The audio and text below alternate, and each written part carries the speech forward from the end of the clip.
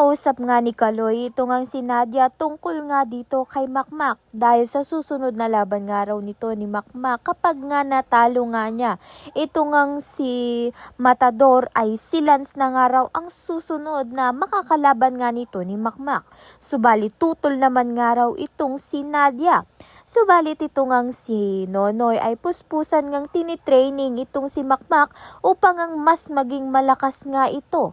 At ito naman ngang si Makmak ay sinusunod nga ang lahat ng turo sa kanya nito ni Nonoy at kinilala pa nga niya ito bilang tatay niya na.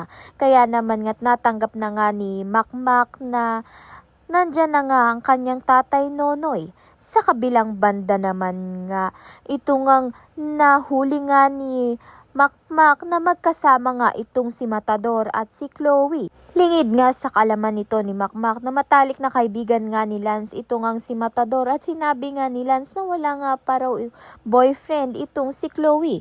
Kaya naman nga gusto niya nga itong ligawan. Kaya naman nga itong si Makmak ay hinamon na nga ng suntukan itong si Matador dahil girlfriend niya nga itong si Chloe.